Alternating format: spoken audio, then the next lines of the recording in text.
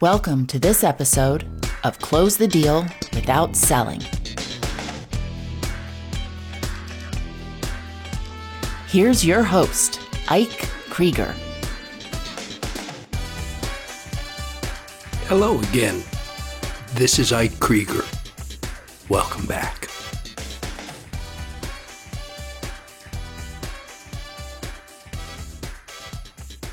Let me start off this podcast by acknowledging you and congratulating you for completing the first 10 episodes. You've learned the basics of the yes formula. You now understand what it means to have an easier way to sell. However, I'm sure that you have questions, and I'd like to offer you the opportunity to send me those questions at closethedealwithoutselling@gmail.com. I'm looking forward to putting some of your questions into the podcast so we can deal with your issues specifically. Once again, that email is closethedealwithoutselling@gmail.com.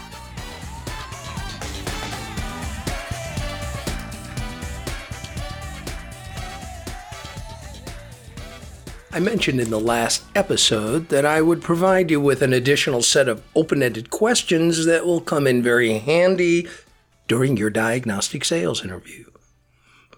These are the type of questions that will help you remain in a problem-solving mode. For instance, what is it precisely that you feel is the problem?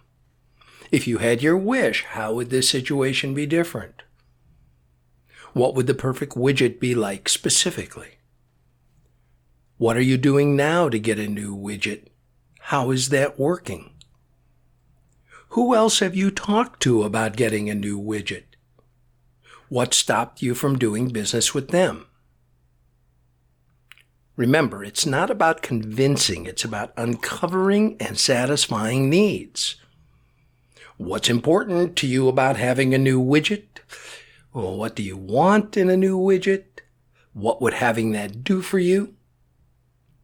And then there's bridging. This is an effective response to someone requesting that you deal with two things simultaneously. It's usually a good idea to focus on only one of those areas by itself and address the additional issue later in the conversation. You reintroduce that issue into the conversation by saying, earlier you mentioned that you were interested in X. I'd like to address that issue now. Okay? This is a good set of possible openers. Why did you invite me here? Why do you need an X? What prompted you to call me? Why are you taking the time to see me or talk to me? My job is X, but I'm not too sure you need to buy anything from me yet because I don't have enough information. How willing are you to tell me more about your needs? How open are you to inviting me in so you can tell me more about your current situation? Remember always to ask, where do we go from here? What would you like me to do next? What's our next step? How ready are you to deal with this? If they say that they're interested in meeting with you and you set a time, here's another great question to ask.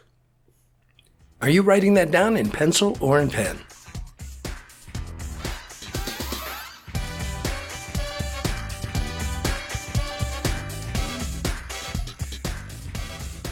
My wife Jenny and I moved to the home we now live in from a home in which we had lived for 17 years. That house was not equipped with air conditioning when we moved in. Instead, it had what is referred to as a swamp cooler. For those of you familiar with Southern California, and more specifically the San Fernando Valley area of Los Angeles, I'd be interested in knowing the location of any swamps in the valley. I never quite understood the whole concept of the swamp cooler and how it worked. It just didn't seem like an effective desert-like environment cooling device. That's not to say that a swamp cooler device doesn't work. It just never worked in our home. After experiencing a pretty bad kitchen fire in the early 1990s, we were faced with a forced remodeling job. Out of the ashes came some welcome news. Part of the remodeling allowed for a real live air conditioning unit. The air conditioning unit was installed, and it was a wonderful change. Before I tell you about the air conditioner, I need to back up a little. My wife Jennifer and I have been married nearly 50 years. And during that time, there have been only a couple of issues that have really bugged me about her, and these issues never made me angry. But at times, these issues were and are exasperating. One issue is Jennifer's nearly insane desire to be reading at every moment of every day. She's, in my opinion, in fact, a certified readaholic. If you buy a piece of electronics equipment, she'll read your warranty. She reads the toothpaste tube every time she brushes her teeth. Nothing containing a printed word is safe from her gaze. Print it, and she will read. The other issue that bugs the heck out of me is that Jenny likes to sleep with the window open, and I don't. Before we moved to California in the late 1970s, we lived in Cleveland, Ohio, where I grew up. I loved Cleveland, but I hated the weather. Cleveland is the most beautiful place imaginable and has the greatest weather anywhere in the world for approximately 6 days out of every year. The rest of the time, it's either too hot, too humid, or too cold. The cold is what finally got to me, and to be honest with you, I'm still cold. Cold or not, shivering or not, Jenny needed the window open, and I, being the wonderful husband that I am, said, okay. I still whine and complain, but whatever she wants is okay with me, and the window is open at night. Well, let's move back to California to the house with the newly installed air conditioning. I remember mentioning to Jenny that while the new air conditioning was on, the window in the bedroom should probably be closed. She said, that makes complete sense. When Jenny comes home from work, she changes into something more comfortable and is in the habit of opening the window to prepare the room for sleeping.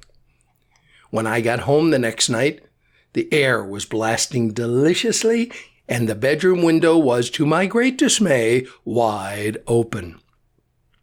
I found Jenny in a different part of the house reading and mentioned to her that I was surprised that the window was open while the air was on. I also mentioned that she hadn't seemed to listen to me. I also asked her if she had heard me, and didn't I make myself clear? She got that don't mess with me look on her face that I've learned to quickly recognize, although sometimes not quickly enough. She looked at me and said, just coldly enough to convey an unspoken message of, leave me alone. Her words were, I don't want to waste money either. I just forgot. And she pushed her glasses up on her nose and went back to reading. Well, I came home the next night and found the air conditioning on and the window wide open. Jenny was in the bathtub, and I remember knocking on the door and immediately going into a mini tirade. What do I have to say to get you to listen to me? It's like you're not hearing me at all. It's like I'm talking to the wall. Her voice knifed through the closed door.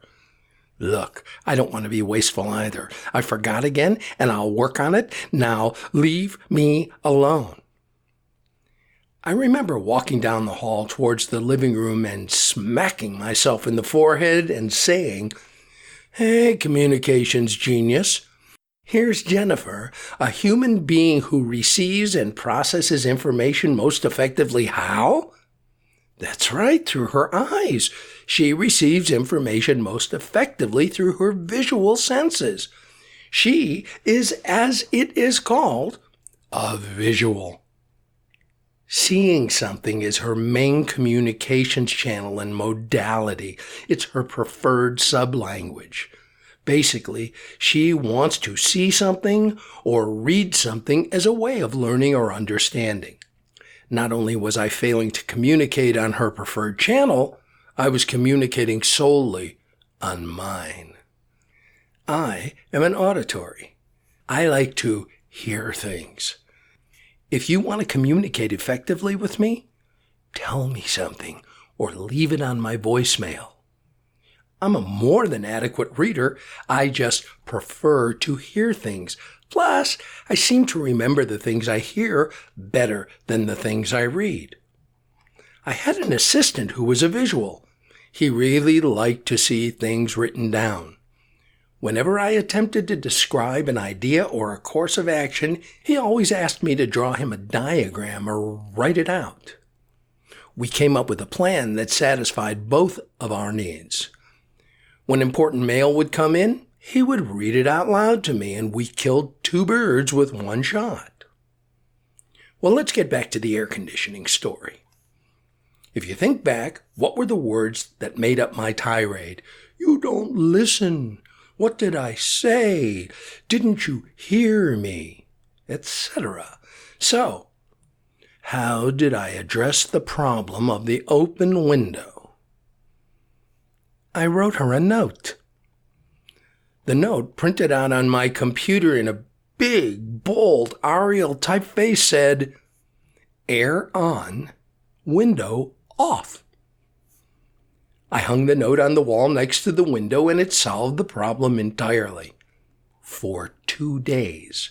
Jenny, being a visual, didn't like the way the note looked on the wall, took it down, and of course, that evening the window was left open.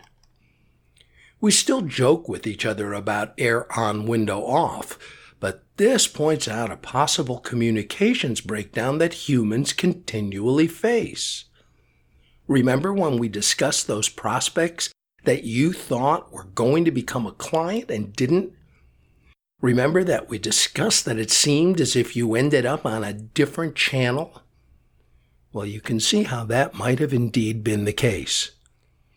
A visual husband will come home and doesn't like the way the house looks, and his kinesthetic or feeling-oriented wife will say, "It feels comfortable enough to me," and they're at odds the rest of the evening or even the rest of their relationship. This might not be the only moment of their relationship, or a cross-channel communication is the beginning of an almost unavoidable friction among those who supposedly love each other. What's even worse is that most people are not even aware that a communications breakdown is occurring.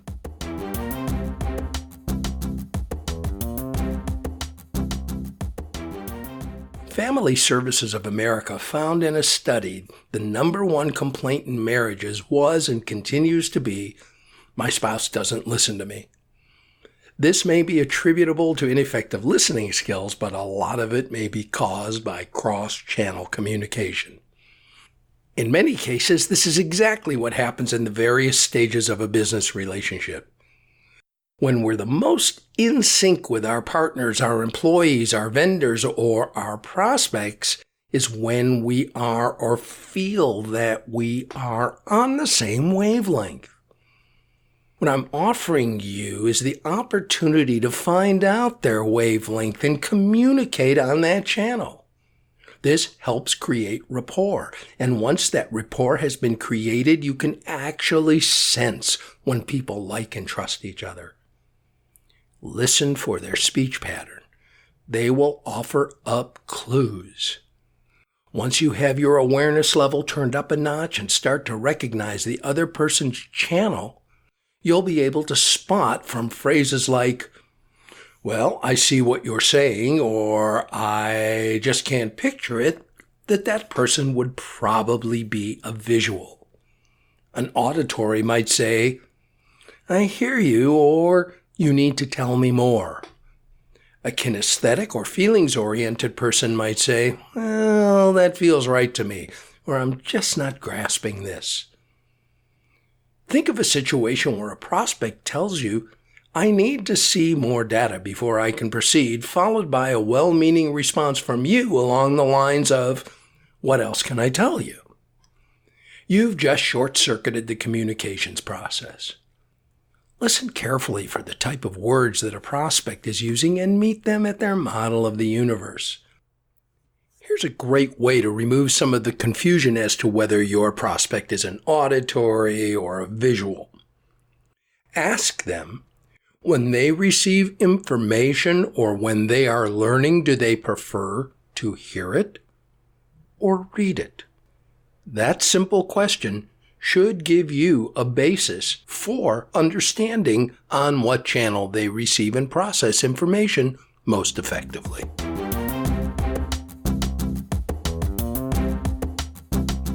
It's just as important to do the same thing at the physical level. Next time you eat at a restaurant, here's a little experiment I'd like you to take part in. All you have to do is look around at various couples in the restaurant. It doesn't matter if it's a man and a woman or two people of one sex. It just doesn't matter. Watch them. Ask yourself if they're in rapport or not.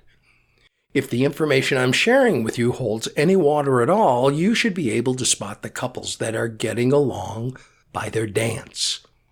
The couples that are in rapport and in relationship are moving in a dance-like sequence.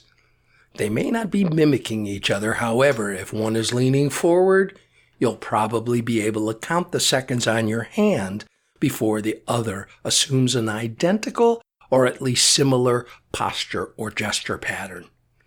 For instance, if one person leans forward, watch for the other to do the same. If one participant crosses their legs, watch for the other to follow suit. When rapport is present, it's difficult not to dance this dance.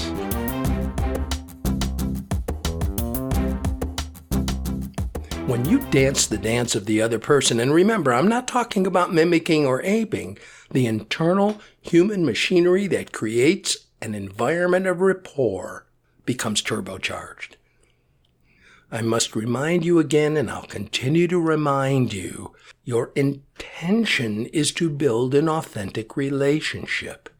Your intention is to have an authentic communication. Your intention is to remain both on the business path of disqualification and the personal path of relationship. This is way more than a gimmick. To use a term from the Star Wars saga, this is more than a Jedi mind trick.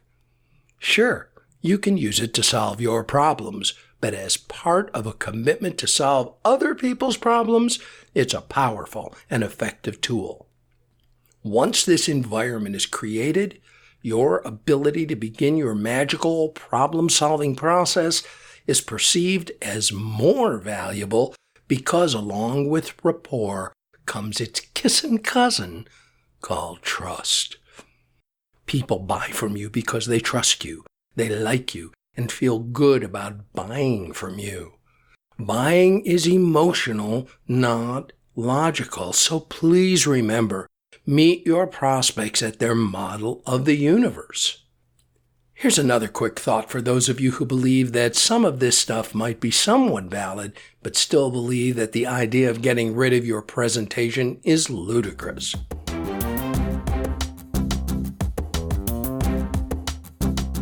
A research study done at UCLA in 1967 and repeated by Stanford University Graduate School shows that 93% of your communication's effectiveness depends on how you express yourself. When you attempt to influence someone through the use of words alone, your chances of success are less than 1 in 10. It's not so much what you say, it's how you say it that counts. So remember, a big part of the dance is the speed of your words, your tone, and your tempo. Do what your prospect does. Listen to the way they speak. Work on matching every aspect of their speech pattern. Have a goal of matching everything, but start with a few. Now, when you first attempt the matching process, you may feel overwhelmed. There's so much to remember, and it's like trying to rub your stomach and pat your head at the same time. You have to practice. But soon, you'll find yourself matching their tone, their tempo, their pitch, their pauses, their volume, their intonation, their rhythm. They won't notice, I promise. Take it easy and remember that an approximation is all you need. Once you get the hang of it, you won't even have to think about it. Carefully observe their body position and movements. Matching their breathing is more powerful than anyone can realize. Now, I have a hard time crossing my legs in the traditional knee-over-knee format.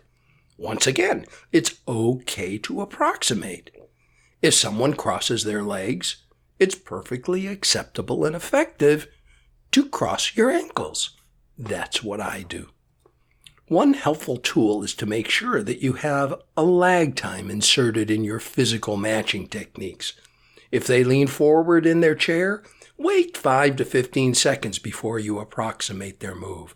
If they touch the side of their nose with their finger, wait 5 to 15 seconds and touch your cheek.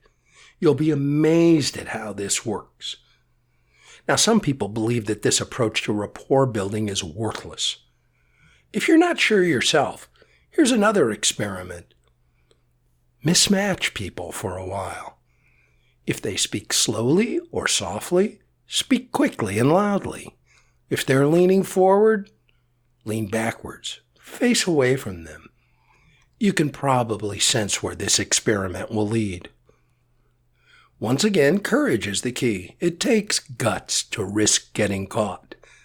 That's what most people are worried about.